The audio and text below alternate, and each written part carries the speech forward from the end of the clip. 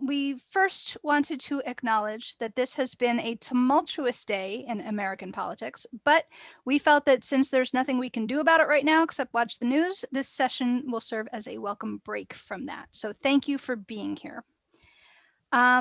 So we are going to talk about the real Sydney Taylor Book Award and also about the brand new mock Sydney Taylor Book Award, which is being decided now. They're quite different from each other. They're based on the same books, but the procedure is very different. And so we wanted to share with you information about both of those things. A lot of you, maybe all of you, certainly many of you are familiar with the Sydney Taylor Book Award, the real one. And but we want to make sure that you all actually have the background knowledge and answer questions if you have any. So Susan is going to start off with a very brief history of the Sydney Taylor Book Award. Okay, hi everyone. Again, thanks for joining us. I'm so happy you're here, and I love talking about the Sydney Taylor Award. I think I ran out for a second, but Heidi, did you mention who we are? Oh, no, I didn't. Sorry.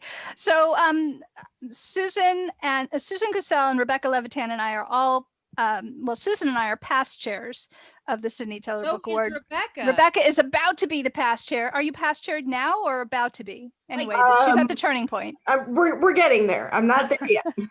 Okay, and so once you're on the Sydney Taylor Book Award committee, you never get to leave, and we stay involved and we care about this award very much and promote it as much as we can.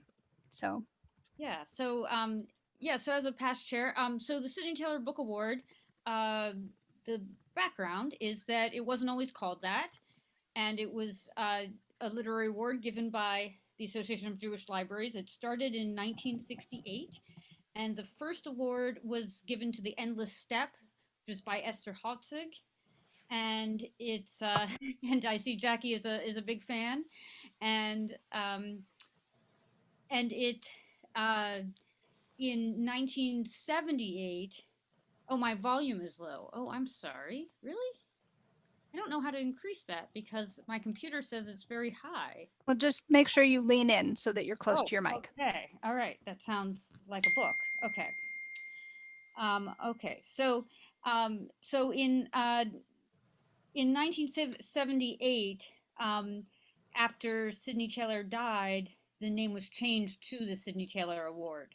So that wasn't like I said, it wasn't the original award. And also, when the award was originally given out, it was only given out in one category. And over time, that evolved, and there became an older category and a younger category. And then that evolved even further, so that there was an older category, a younger category, an older category, and a teen category. Recently, last year, we renamed that, and it is now called Picture Books, Middle Grade, and Young Adult. So there are still three categories, and within the three categories, we give out a lot of awards. It's very exciting. So we give out, so each category, let's say picture books, for example, but this is true of all three categories. We give out a winner, and then we give out honors, usually 1 to 3 honors, and then we give out notables, and it's typically like 3 to 6 notables. If you think of them as sort of gold, medal, and silver, that's the easiest way to think of them. And it's possible some years, we can give out 0 medals or 0 honors or 0 notables. It just depends on what the committee thinks every year. So it has changed a lot, but it's still about excellence in the award.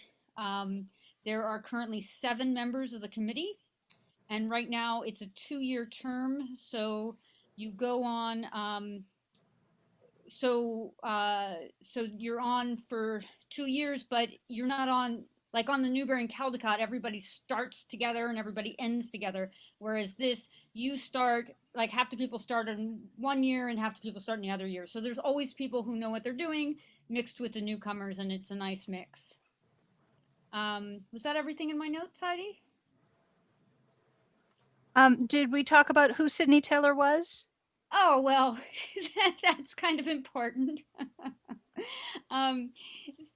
That seems like a bit of a key there.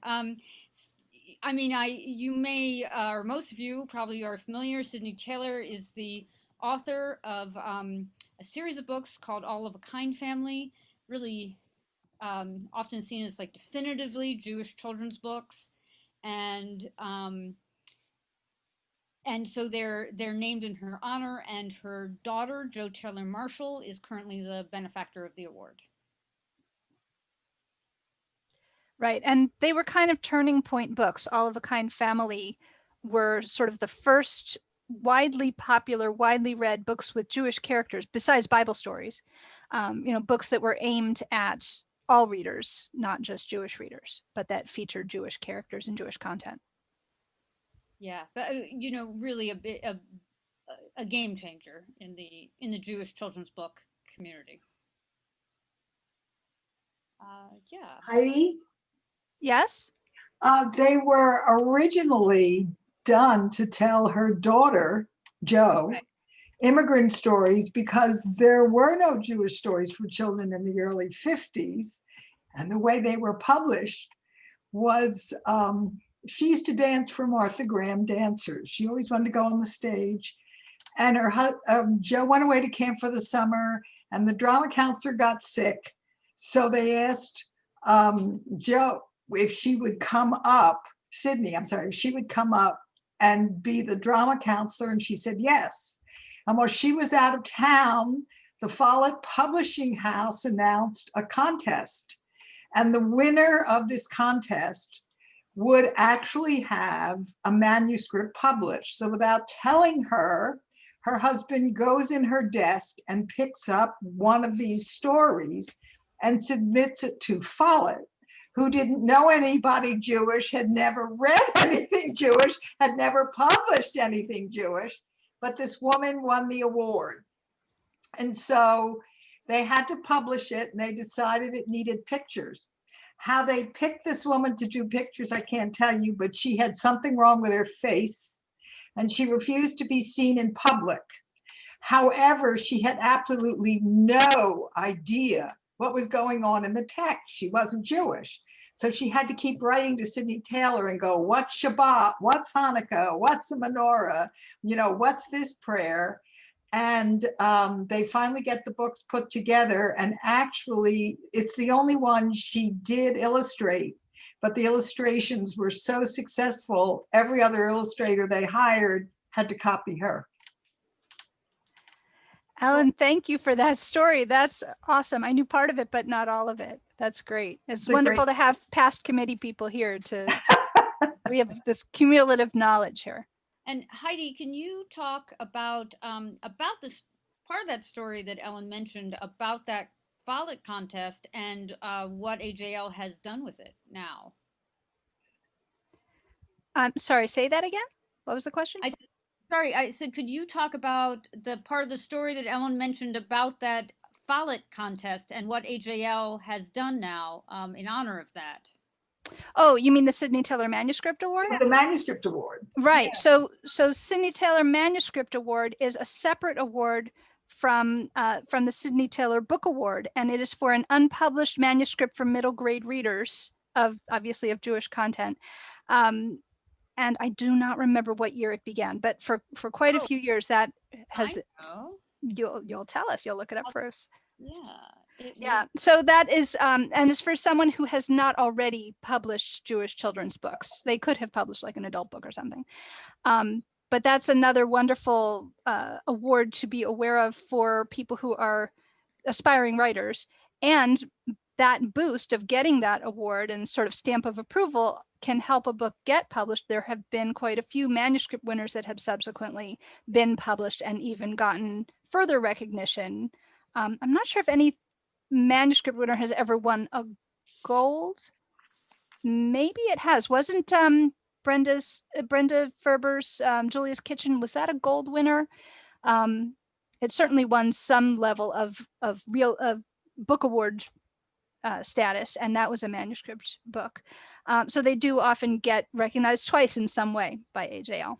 Yeah, we had Viva Rose when I was on the committee. When I was on the committee, it got a honor, and it was a manuscript award winner as well. Right.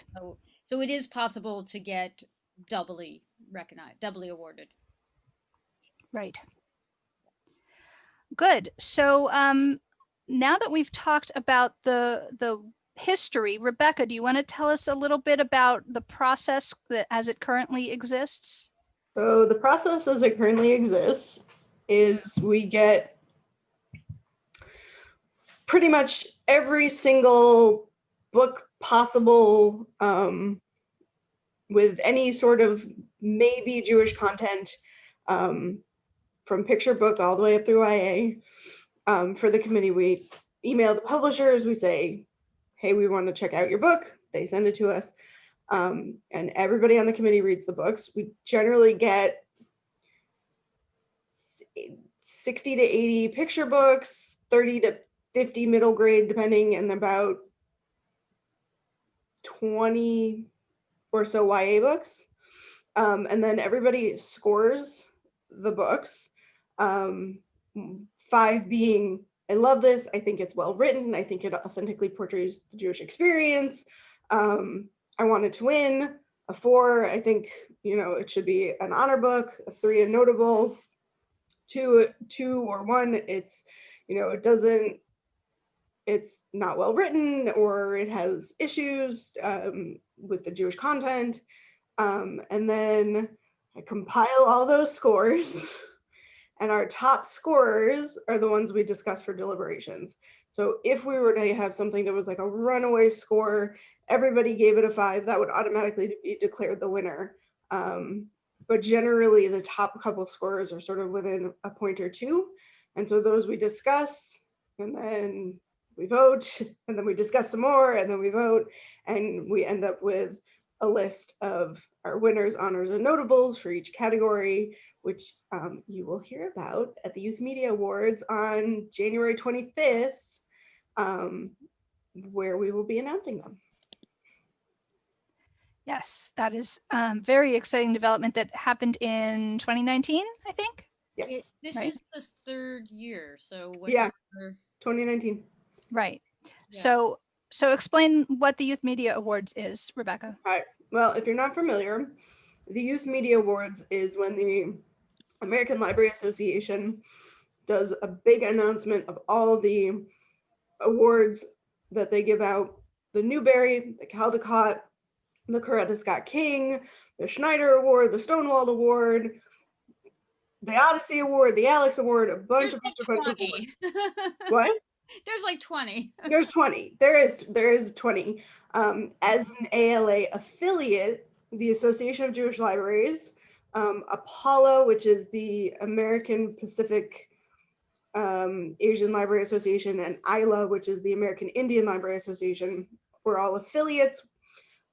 We get announced as of 2019 at the Youth Media Awards as well, which has really, really sort of brought up the status, I guess, of the Sydney Taylor Award, where it's a very public announcement. It ends up, it's getting streamed online. It ends up with press releases in the newspapers and on NPR and stuff like that. Teachers are, I don't know what they're doing this year, but in general, a lot of teachers do watch parties with their classes. A lot of librarians are sitting there waiting to, like, this is their order list for the year of, really quality books. And so the Sydney Taylor this year winners and honors will be announced. And you can, I'm going to put in the chat the link to where you can watch that. Excellent, because you can watch it in real time, but you can also watch it afterwards. Yes, you can So watch it in real don't time. worry. And in fact, if you wanted to, you could go to the ALA's YouTube page and watch last year's if you wanted to. So that is the Youth Media Awards. So let me ask, I'm going to do a gallery view real quick so I can see everybody. And if you want to answer this question with a show of hands, you can turn your camera on. I'm just wondering if there are people here who need to know about how to submit to either the book award or the manuscript award, because if everybody is a librarian, then you don't need to know that. But if there are any authors or publishers or anybody who doesn't know who needs to, then please raise your hand. And I'm not seeing any hands. So therefore we won't bore you by talking about that. And it's all on the website if you needed to know that. Heidi, do you see Yes. Rachel's question here? I think you're the most qualified to answer it. What was the increase in sales of the Sydney Taylor winners when ALA started announcing them? Rebecca, I think you had a Rebecca, statistic on that. tracking it. Yeah. Yeah, I put it in the chat, but the first year that we announced the increase in sales for the books that were announced, which included actually All of a Kind Family Hanukkah by Emily Jenkins and illustrated by Paul Zelinsky, had about a 300% increase in sales from before the announcement to after the announcement. So That's impressive. We're very appreciative to ALA for announcing us there, because it really does give the books a better chance. It's a huge signal boost. It's So it's really signal boost. amazing. That's a great phrase. Yeah. So I see Rachel's also asking when, how, why was it decided not to accept self-published books? So the rules morph over time as the committee deals with various situations. Do you want to talk about what the current criteria are, Rebecca, for acceptance, for eligibility, and for being worth winning? They have to be published in the eligible year. So the books we're awarding for 2021 were published in 2020. They have to be in English they do need to be published by a publisher that you can't be self-published or a vanity press. It needs to be edited traditionally. I need to actually pull up the rules and make sure I'm saying this all correctly. Jewish content. Thank you all for your patience for a second. And books in translation are eligible. Yes. Books in translation are eligible, and books that have been previously published like abroad, but it's their first publication in the US, can also be eligible. That one. If they were not already submitted from wherever they were published before. Right, literary merit, authentic Jewish or religious cultural content. It's age appropriate, with vocabulary style format, authentic and accurate. We pay particular attention to titles that demonstrate the broad diversity of the Jewish experience, including diversity of time period and country of origin. Textbooks, liturgy, and reprints are not eligible unless the reprint has been significantly changed. The books must be commercially available, because we want people to buy the winners. Self-published books are not eligible. Author or illustrator must have not paid any money to the publisher. It must be edited by a professional editor at no cost to the author or illustrator. And the publisher must publish books by multiple authors. They must be in English.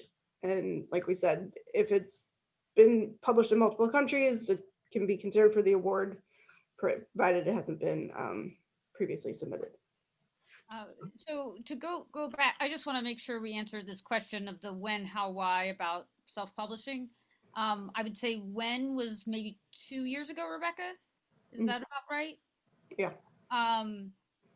How was it was brought up to various people and consulted on. So, we thought about it for a long time. We thought about it for years, actually, before reaching that conclusion.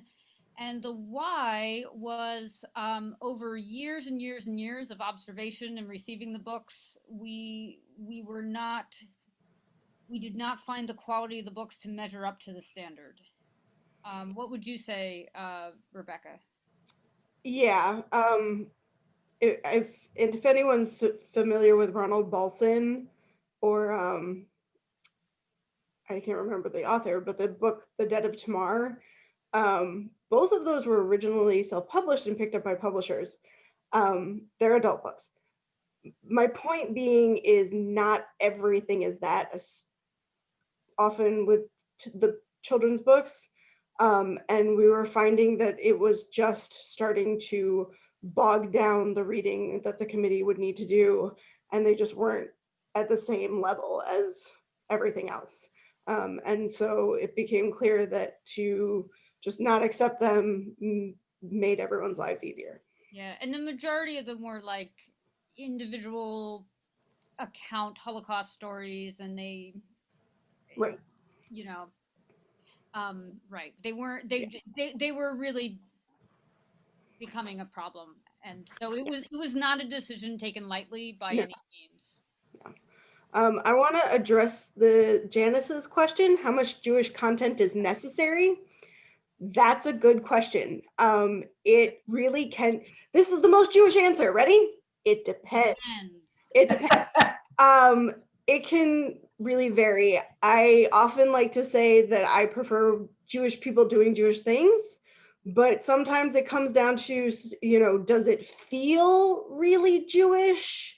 Can an argument be made that, what's happening in the book is something that is, Bikur Cholim, they're visiting the sick, or Tikkun Olam or something. So, I, as chair, I've tried to like read through some of the things that I think probably won't have a lot of Jewish content, first to try and get it out of the way for everyone else as best I can. And there are times where, the only thing that is Jewish in the book is someone says, oh, and I fingered my Magen David necklace, or, they, mention like, oh, and this thing I got for Hanukkah, and like, that's it. And those books, we love for the casual Jewish representation, but not for the award. One other thing I think we should definitely address before we move on to talking about the schmooze. Many people wonder why Holocaust books win Sydney Taylor Book Awards so often. And the answer is not that the committee loves Holocaust books better than other kinds of books. So please talk about that. You want me to talk about it? Or Susan, Yeah. you want to talk about it? I think, Either one. Rebecca, you are the perfect person to talk about that. I will talk about it. Okay. The reason that Holocaust books win so often is because there are so many of them. I would say it's a good 50% of what we read. Like it's 50 to 60. It's a lot. It is a lot of books. It's a lot of Anne Frank books. It's a lot of stories about righteous Gentiles. And there are so many Holocaust books because the publishers keep publishing them, because that's what sells, because that's what we're given. But like they sink good money into this to make a really good book. And often they're compelling stories, people, they get read, it's true. So, but when the proportion of Holocaust books to everything else is sort of imbalanced, that's sort of where we end up, is like, is this book, we ended up with like all these Holocaust books that are really actually very well written and, are very Jewish, whereas, this one sports book maybe isn't as well written or Jewish. So that's sort of what happens, is that these Holocaust books end up winning because of that, which is part of the reason we sort of put in this idea to increase to pay a little more attention to the diversity of the Jewish experience in these books, because if you say, if we, give a little extra look at this book that, maybe from Morocco, or this book that, happened during the 70s, it may give those books a little bit more of a chance over all the Holocaust books. So that's. I want to answer this question from Cheryl here, and then Rebecca, there's a question from Toby here as well. Sorry, we're trying to keep up with you. But Cheryl, so you asked, is it possible to create a new award for Holocaust books? Specifically, I'm frankly tired of hearing another Holocaust book win the awards. I mean, that's totally fair and valid. I am actually, oddly enough, as somebody who also feels there's lot of Holocaust literature out there. I and has been kvetching about it for a while. I don't want there to be a separate award. I feel very strongly about that, actually. I just want there to be a balance, right? I don't want it to be 1 in 2 books about the Holocaust. I would be happy for there to be 1 in 10 or 1 in 20. But I do believe it's part of our history. And then if we pick it up and move it over there, I don't think that that's right either. I think it is part of the continuum of being Jewish. It is a story that happened.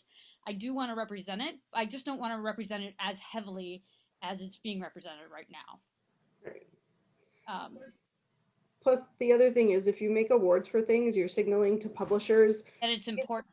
these are the things we want to see more of. Right. Please make more Holocaust books. Right. So if we were to put a separate category of Holocaust books, that would be us saying, hey, we really love these so much that we want more Holocaust books that we're specifically awarding Holocaust books. And Yeah.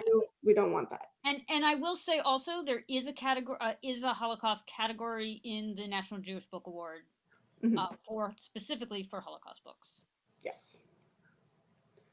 Okay, wait, but we didn't answer Toby's question, which is wait up here somewhere. Okay, so Toby's question is about self-publishing.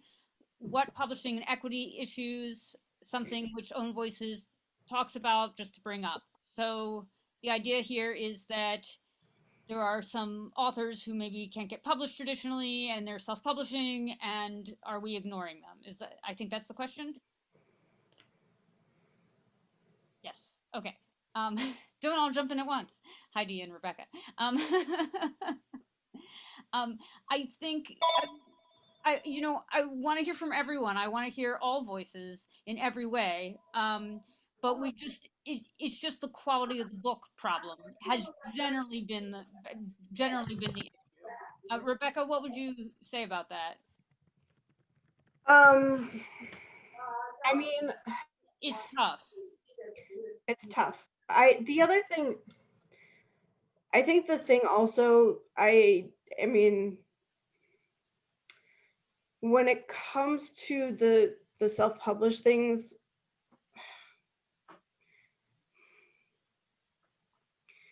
I'm having a hard time with this. Own Voices is important. It is. There's no doubt about it. But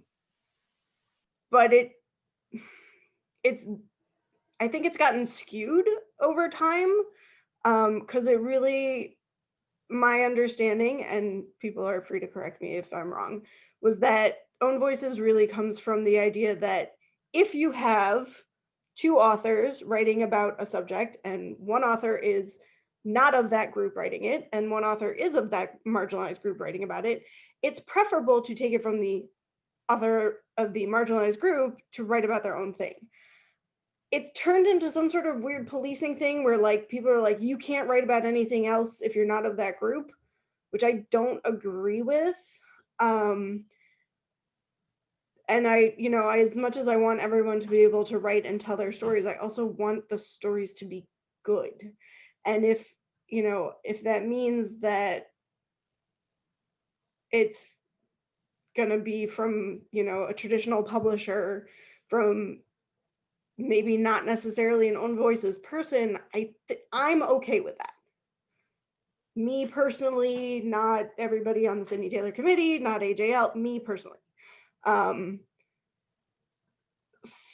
So yeah, I think I would much rather try and sort of urge the people who want to write their Own Voices stories to be part of writing groups and peer review and get editors and query agents so that they can work their way to get into to traditional publishing and actually have it published, instead of just slapping it up on Amazon and hoping for the best. Kathy? I just want to add to that, because I think you answered that well, Rebecca. The fact of the matter is that right now in the publishing world, major publishers are looking for Own Voices books quite a lot. And this goes back to the whole self-publishing thing. When you can submit a manuscript and a publishing house will accept it, you get the resources of that publishing house. You get the editorial, you get the marketing, you get everything. When you're self-publishing, you're doing all of that yourself. My experience with self-published books has been that they lack a lot in the way of editing and marketing and the designs and the quality of the illustrations and those kinds of things. So my feeling would be what we really need is to encourage, as Rebecca said, to encourage those people who have own voices books to find an agent or a publisher and work with them, because those agents and publishers are looking for that right now. That it is a good time to be writing an own voices book. So I just feel like I feel that the decision to not look at self-published books is a good one, because generally it's a very rare self-published book that can meet the same standards as, you know, the books that are published in a publishing house. And that's not even just the big five, that's any publishing house. Oh, that's exactly right, Kathy. I agree. So Vicky is asking, this is a question that we plagues us constantly for revised, reissued books. What is the general guideline for minimum amount of revision required? So the most common thing that will definitely get our attention is if there are new illustrations. So if it's new illustrations, bam, automatically, case closed, it's fine. Past that, we're looking for something significant. Like, you can't have changed 2 words. It has to be a new introduction, a new something. Updated the language because it was originally published in 1980 and the content doesn't make sense for a 2020 audience. Different. Yeah, we can talk to you more, Vicky, if you're talking about a specific book or want to know. But if it's but like, we get the old book and we put it next to it and we compare if we can't tell. So it really does have to be significant. Yeah. And Rachel asked, can we talk about the new Holiday Highlights Award that was just announced? I'm going to throw that over to Heidi. I thought you would. Oh, yes, of course. So Holiday Highlights is a new committee this year, and we've only just announced a couple days ago the first list. It's not a prize, it's not a book award, it's a recommended reading list. And the reason we felt like there was a need for this is that you know, around Passover and around Hanukkah, newspapers and bloggers and people and library displays when it's not a quarantine situation, you know, they're generating displays, or they're generating lists of like, here are the seasonal books that, you know, our readers want to know about. Well, sometimes they just kind of throw in some old Jewish book that they heard of somewhere, and it's not, and then we look at it and we're like, oh, but there was a better one and you didn't know. So we want them to know. So we wanted to help people who aren't in our little circle find the books that we think are really top quality books on holidays in the spring and in the fall that they can with confidence promote to the reading public. So we have a committee of 3 extremely expert people that Susan helped us recruit, all of whom have experience on multiple award committees. They're really top notch, and they very, very carefully and thoughtfully considered approximately a dozen books. We're including Shabbat whenever, but everything else, you know, it's the season that the holiday takes place. So they looked at Tu B'Shvat, Purim, Passover, Shabbat books that were published for spring 2021. So this is sort of the opposite with the Sydney Taylor. It's looking at the books that just came out in the prior year. So the 2021 Sydney Taylor Book Awards is for books published in 2020. The Holiday Highlights is the other way around, because we're trying to sort of catch the market as it's coming out, as books are being published and promoted right then. That's when we want people to know which ones we think are the top books. So we are actually looking at the books that are about to come out in this committee, and then making those recommendations of watch for this one, buy this one as soon as it comes to your local bookstore, your local independent bookstore. So we did announce, and very pleased to say that Susan here Oh, was one of the recipients of this honor because the Passover Guest is one of the books. There it is on the holiday highlights. And because it's such a small pool, the list was only 4 titles. Because as I said, we started with approximately a dozen books. So that, and now we're going to start looking at the fall books and generate another list. So the lists will come out twice a year, spring and fall. Was that, did I cover everything about holiday highlights? I I think think so. so. And that can be, I know we have a couple of publishers here that can be submitted to as well. We have a form. Yes, actually, I'll find the link and I'll put it in the chat. So for holiday highlights, for Sydney Taylor Book Award, for the Sydney Taylor Shmooze that we're going to talk about, there is one form that you could use to submit any of those books. And you could submit, especially this year, we've been taking PDFs because it's just easier during this whole craziness. We're hoping that people will send print books again in the future. But this form is there for people to make their submission and attach a PDF if that's the way they're going to go. So I will find the link and I'll put it in the chat in a minute. I see Ellen is asking, where are these lists published? The holiday highlights list is published right now on the Sydney Taylor Book Award. On the AJL website. I will just share screen for a moment and show you. So on the AJL website, the top announcement right there on the front page is the holiday highlights. And we've also got, the website has so many different massive webs that you can crawl through, tunnels you can crawl through. It's in there. There is a section, but right now the easiest way to see it is right here. And then we also put it on social media. So since it's a short list, I'll just tell you: The Passover Guest by our own Susan, Susie the Horse That Saved Shabbat, Saved Shabbat. Shave Shabbat. Better. By That's Tammy much Lehman Wiltzig. And I know Lily is here, the publisher of that. So Muzzle Tov. The 4 Questions. Now that was actually a reprint. So that was interesting. Yeah. But now that's interesting because in this case, it's different.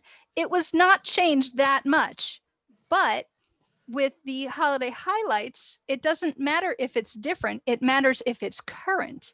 This is a book that's on the market right now. It was republished by Levine Corrido. And since it's being sold again right now and it's a high quality book, we want people to go out and buy it. So we didn't care how much it had changed. It changed a little bit, but not that much. And then Meet the Matzah by Alan Silverberg was the other one that we recognized for holiday highlights. Arlene, can we cut and paste this acknowledgement? Acknowledging this press release? Yeah, sure. Go ahead. We're happy to have the word spread. And I even have it as a Google Doc if you prefer. Let me know. Let's see. So that I think covers holiday highlights. So I want to talk about the Schmooze before we run out of time. So the Sydney Taylor Shmooze is a mock book award blog, and obviously mock for the Sydney Taylor. So it's considering Jewish children's literature, but it's sort of like People's Choice instead of the select committee. And Susan, this was actually your brainchild. So talk about why you wanted to do this. So I have been reading for a long time, since they started. I've been reading the mock award blogs, Calling Caldecott and Heavy Metal, which is for the Newbery Medal, and Guessing Geisel. I've been following them for forever, and they what they do is they review the books that they think are the contenders, and then at the end of the year they vote and kind of have the public and their reading audience vote on what they think is going to be the winner. And it's so much fun to read their analysis of the books. Often a lot of committee members are involved in not committee members, excuse me, former committee members are involved in the analysis. And then the voting is a lot of fun to be able to make your selections and say, I want this for the Caldecott or whatever, even if it doesn't work out in the end for you. So I talked to Heidi, and then we also have a third friend whose name is also a former Sydney Taylor chair, Hava Pinktruck. And the 3 of us have been working on this blog together for the past year, and we've recruited a lot of amazing reviewers. I'm sure there's some in the audience tonight. And It's been fascinating to read what everyone says. So we've made an attempt to review nearly every Jewish children's book we can this past year. I think I don't know if we've done it, but we've definitely done the majority of them. Yeah, and now we're at this really exciting point of having everyone vote. So actually, this week, I'm sure Heidi will I'm sure Heidi will get it into the chat before I finish this sentence. But oh, there it is. Look, she even did more. She's sharing the screen. But this is the Schmooze, and this is how you can vote. And I'm sure she'll include the link for us too. But Heidi, can you go to the main blog and just show what it looks like with the reviews? Yes. So this is the Sydney Taylor Shmooze Mock Award blog. It's at sydneytaylorshmooze.com. We spelled Schmooze S-H, just so you know. Much debate. After much deliberation. Yeah. And so there are, right now, the posts that you're seeing at the top are about the voting. And so first is the ballot, and then it's the roundups of reviews by age group. But if you keep going further back, I'll click on more posts, you will see that there are reviews, review. So many different reviews. And if you click on a review, for example, I'll just click this one right here, you will see more details. You'll see a link to bookshop.org, which is the anti-Amazon, which supports independent booksellers. So we like to use them. And this is an affiliate link, so it benefits AJL if you do shop through that.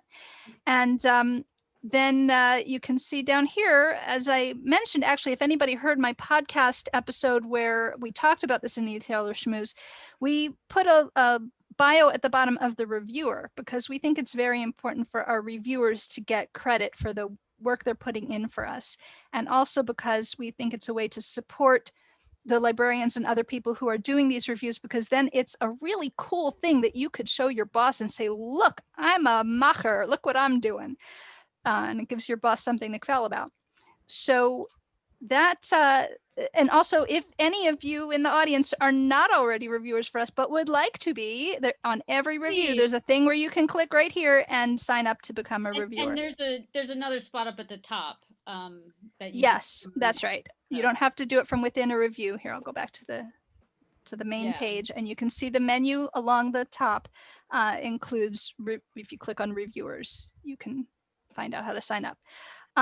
So I wanted to show you the ballot. Let me get back to that. So we're having two ballots. So this week is ballot number 1. Next week is ballot number 2. So ballot number 1 has all the books that were reviewed during the year. And here are the links to those reviews if you need to refresh your memory. And so there's just 3 things to vote for. You just pick your favorite from, so you can see it's a drop or pop out menu, not so much drop down, but it's a long list for picture books, especially. It's a very long list, and you just choose one, and then it'll, that one will show up. And then when you're done choosing, here, I'll just click something just so you can see it shows here. And when you're done making your selections, you hit submit, and there you go. Over 200 people have voted so far. We're halfway through the week, so I'm hoping for more. And then next week, we'll take the top vote getters and make another ballot and have sort of a runoff. And then on the 21st of January, we will be announcing the mock winners, which has no impact whatsoever on the real winners. It's completely unrelated. This is for fun. This is for education. This is to get people excited about the real awards and to think critically about Jewish children's books. And possibly in the future for people to do this as an activity with kids who are actually reading these children's literature. We're grown-ups who read children's books all the time, but there are plenty of kids reading them. And we could do mock book award activities with them when schools come back to normal. So I just put the link in the chat to the ballot. Well, Susan, Jackie, what were you saying? I said Jackie would like us to start a betting pool at the fundraiser. And Annette asks if we can add the publisher name. And I actually thought we were doing that. We're going to be doing that for the 2021. We were making a few changes, and that was one of them, was to add the publisher. We actually already made that change, but it just hasn't appeared on the new. We haven't reviewed any books yet. Yeah. But thank you. We think it's important too. Yeah. Right. So yeah, so the mock awards will be announced on the 21st, and then the real awards will be announced on the 25th. And by the way, there was, I think it was Arlene was asking about sharing information. Everything we're telling you, please share. We want more people to vote. We want more people to be reviewers for the Schmooze. We want more people to know about the winners of the mock and the real awards and the holiday highlights. So you are welcome to share anything that we are telling you. And I love this Wendy has in the chat here about having her middle school book club take the mock book award survey. We would love to have kids. Yes, kids can absolutely vote. The only people who can't vote are the people who are currently serving on the Sydney Taylor Book Award Committee, because that would not be fair. So there are 7 people who can't vote, but and everybody else in the world can vote. Everyone else can vote. Heidi, let's just talk very briefly. Heidi and I do a lot of projects together, and I want to talk briefly about another one, which I think almost all of you know about. Just in case you don't, we want to extend yet another invitation. Heidi, do you want to talk about our Facebook group? Yes. So our Facebook group is the Jewish Kidlit Mavens. And I'm sure many of you are already members of this group. We started. I know many of you are already. Yeah, and we started this how long ago? Last spring, a year ago, spring, right? So like a year and a half ago. Yeah. And it's actually, a lot of people don't realize it's under the umbrella of the Book of Life podcast, because when I decided that the Book of Life was going to really focus on the kidlit and not everything, because it already kind of was doing that, but I wanted to make it official. I thought, oh, well, let's create some kind of kidlit community. And so I talked Susan into co-hosting it with me. And so we now have the Jewish Kidlit Mavens, and it has really taken off. There are over 800 members. We got more members today, like maybe 5 members or something today. And it's vibrant. So I'm going to share screen. And I saw somebody shared the link, so thank you for that. So the Jewish Kidlit Mavens, yes, we're up to 816 members. And the conversation gets somewhat dominated by authors, because of course authors have a lot to say. That's why they are authors. And librarians are a little quieter, maybe stereotypically, but maybe that's why they're librarians. So if you are a librarian member who doesn't speak up as much on Jewish Kidlit Mavens, I encourage you to go ahead and say things and start conversations yourself. But we have librarians, we have authors, we have agents, we have publishers, we have editors, we have religious school teachers, we have preschool teachers, we have parents. I mean, it is a very interesting group of people. Everyone's interested in Jewish children's books, and you get a lot of different perspectives. We also have a number of features. Right. So for example, we do a bibliography Thursday. Well, let's just go through the week. So we have Marketing Monday, Book Deal Tuesday, What Are You Reading Wednesday, Bibliography Thursday. So every week there's at least 4 prompts. But then we also have a monthly, and then we rest for Shabbat, and then we have a monthly invitation to critique each other's writing. So those are the things that go on all the time, and then beyond that, it's just what people are thinking about and posting about, and questions that they're asking each other. Crowdsourcing. People have started projects through this because they know there are other people who are going to be interested in what they're interested in. So yeah, if you're not already a member, we definitely invite you to join. And speaking of things to join, we know that you already are if you're watching this, but so that Kathy Bloomfield is still speaking to us at the end of this presentation, I'm going to take this opportunity to make sure that you know to join the Association of Jewish Libraries if you are not already a member. It is a fantastic, wonderful, amazing association. The 3 of us, as well as probably everyone on this phone call, is happy to answer questions about it. And I really encourage you to join if you're not already a member. And now, Kathy, did I get off scot-free? Oh, scot-free, no, but never. Never scot-free. Okay. Never There's stop. no free lunch in this organization. I'm sorry. There isn't, but there are a lot of wonderful. But you did a good job here, so I appreciate it. Hey, we just got a Schmooze reviewer sign up as I'm sitting here, so thank you very much. That was a good pitch, Heidi. And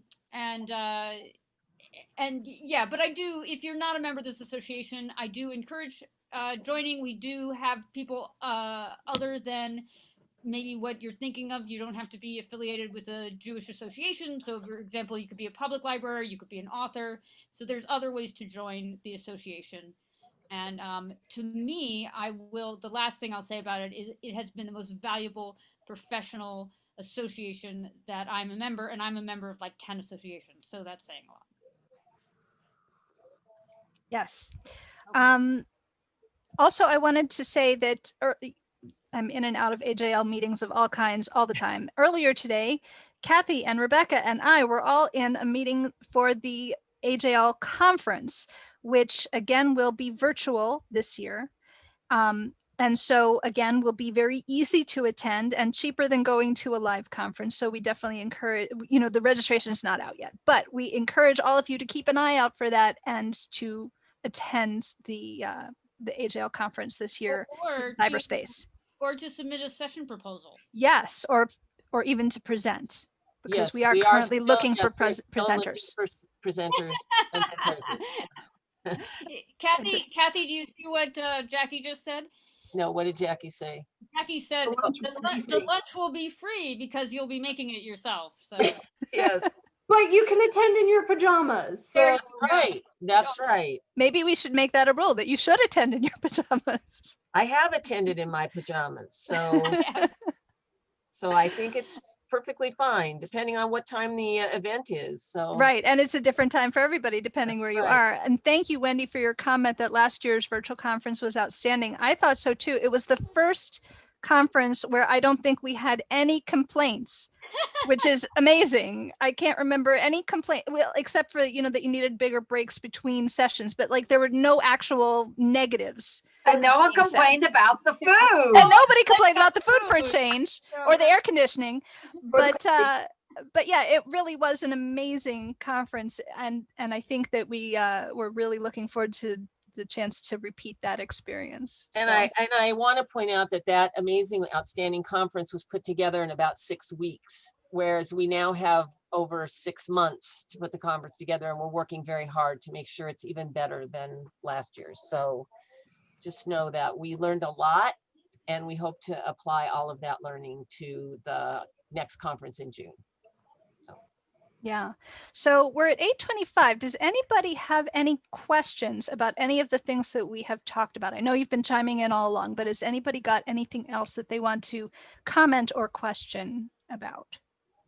What are the dates? The conference is happening June 27th to July 1st. Thank you. Yep. Any other questions, comments? Arlene, you have a question? No, it was just I'm just, instead of the chat.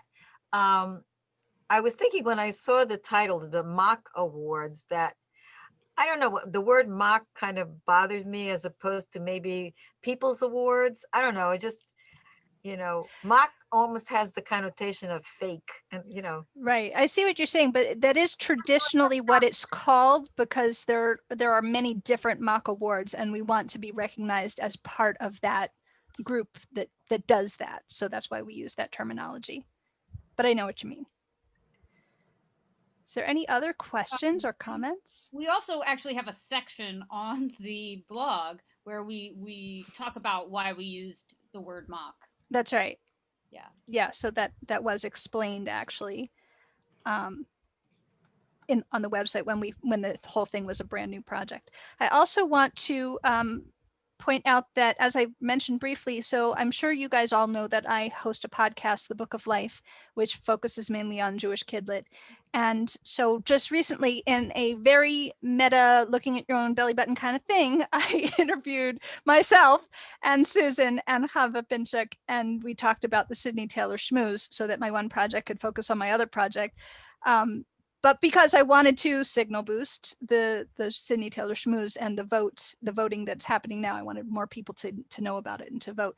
So if you would like to listen to us discuss the Sydney Taylor Shmooze in great detail, you can listen to that most recent episode of the podcast. And there was a bonus episode that comes with it because I also reached out to other mock award bloggers, from Colin Caldecott, Heavy Metal, which is the Newbery mock award blog, and Guessing Geisel, which, as you probably know, is the Geisel Award is for beginning readers because, named after Dr. Seuss. So, and they all had a lot of interesting things to say. So within the episode about the Schmooze, you'll hear them giving us advice, but then I made a bonus episode out of the rest of that conversation that I didn't have room for. And it's very interesting to hear from them. And they also told us their picks for not only the books that they've been looking at from their own blogs, but also the favorite Jewish books that they've been looking at this year. So maybe they're going to vote in our ballot. So I hope you'll listen to that too. And that's at bookoflifepodcast.com. And Heidi, I just put the link in the chat. Oh, great. Thank you. All right. Well, it's 8:28, and I think we have very efficiently covered all of the material that we intended to cover. Is that true, Susan and Rebecca? Mm-hmm. Wow, go us. So any last questions? Any last comments? I would say I've been involved with Sydney Taylor for a number of years now, and am leaving the committee and as past chair now, and it's been a real honor. And also, I want to thank everyone here who has also been on the committee. I see a lot of former committee members, I see a lot of former chairs, and with thanks to all of them and all the work that they have done. Yes, And absolutely. everything that you have done, Heidi, has been extraordinary. And thank you to Rebecca, who is just wrapping up also an extraordinary chairmanship. Thank you. And Yes. if anybody out there has any questions about Sydney Taylor at the moment, I put my email in the chat. Feel free to email me. I'm happy. Oh, and if you want seals, Sydney Taylor Book Award seals for your books, you can buy them on the AJL website on through the Sydney Taylor page. You will get the shiny seals. You can put them on your books. It's very exciting, very official looking. It is available, and I will put that link in there. Okay. Well, I think that's it. So if you would like to unmute and say hello, goodbye, or anything, that's cool. We're happy that you were all here. So thank you so much for coming, everybody. Hi, thank you. Guys. Bye. Great work, everybody. Bye. Thank you. Thank Thanks. you. Bye, Annette. Good to see you. Okay, fun to switch sides sometimes.